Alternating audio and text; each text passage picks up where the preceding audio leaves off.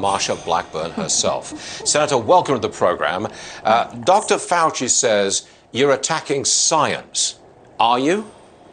I am not attacking science. What I'm doing is standing up for science. Look, you know, Dr. Fauci did with big media and Chuck Todd what he did with big tech and Mark Zuckerberg. And of course, he ridiculed what I had to say. But you know what, Stuart? He never refuted what I had said. Right. And what we do know is that he worked with Mark Zuckerberg to create a PR campaign. We do know that he was aware of concerns around gain-of-function research around this Wuhan lab, but he didn't share those concerns with Congress and the American people. I'm not sure he shared those concerns with President Trump. We do know that the Department of State and Secretary Pompeo tried to launch an investigation on this lab, and we know that some of the careers over at the State Department tried to stop all of this. So those are the things that we know. And I will say this about big media. We also know that NBC Universal has that Universal Studios, all of that there in Beijing. And if you're doing business in a big way in China, you are there with the Chinese Communist Party. Former President Trump told us that if it is conclusively proven that the virus came from the Wuhan lab, he'll be looking for $10 trillion worth of reparations. And if the Chinese don't come clean about what they were doing back then, he'd hit them with 100% tariffs on everything that came in. I don't know whether you can hear me over the top of that noise there, Senator, but what do you make of former President Trump's demands for reparations or heavy-duty tariffs?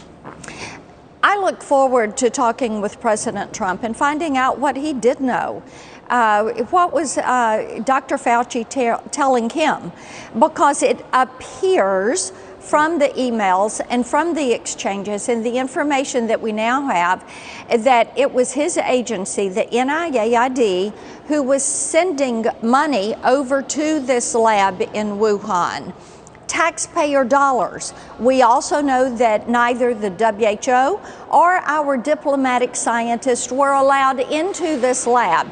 And Stuart, we also know that the Chinese Communist Party put a sanction on me, Senator Cotton, Senator Rubio. They wouldn't let us in the country. We were banned from the country and we were sanctioned. So they were hiding something. The other thing we know is that the Chinese Communist Party locked down Hubei province, where Wuhan is located. If you live there, you could not leave and go anywhere else in China. However, you could go to Wuhan International Airport, you could get on a plane, and you could travel around the globe. So is the Chinese Communist Party culpable in this? Should they come clean? Should they tell us? Should Dr. Fauci have said to the American people, we don't know exactly what we're dealing with. We do know this lab does coronavirus research. We are very concerned that there was gain of function in research done and that there may be an appearance of an engineered component for this virus. And we're going to get in behind this and figure it out and keep you safe. We will tell you what we know as we know it. That should have been the response.